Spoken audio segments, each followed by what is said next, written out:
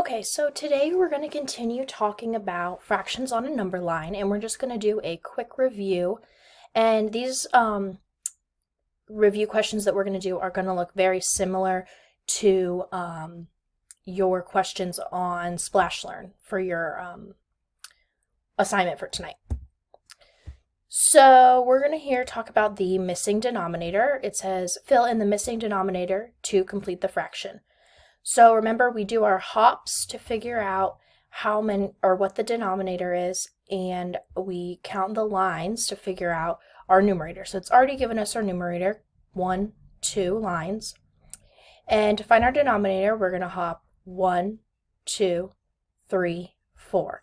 So then we know that our numerator is 4. And same for down here. We're going to count our lines after 0, 1, 2, 3.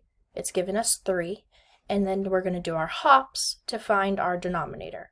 1, 2, 3, 4, 5. So our denominator is 5. All right, now we're going to work on our missing numerator. Fill in the missing numerator to complete the fraction. So it's already given us our denominator. That's how many hops we would do. To fill in our numerator, we're going to count the lines after 0. 1, 2. So our numerator is 2. And same for down here. It's already given us our denominator of 4. 1, 2, 3, 4 hops. To figure out our numerator, we're going to count the lines after the 0, which is just 1. Okay. Now this is completely blank, and we're going to figure out the entire fraction, the numerator and the denominator. So let's start with the denominator. 1, 2, 3, 4 hops.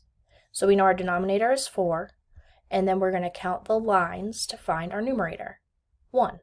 So it'll be 1/4. And then down here, let's start with our hops. 1, 2, 3, 4 hops.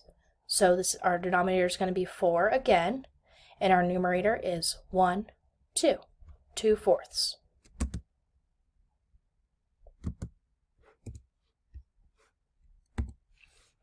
All right, this one we're going to place the unit fraction on the number line. So it's already given us the unit fraction that it wants us to place. We just have to figure out where.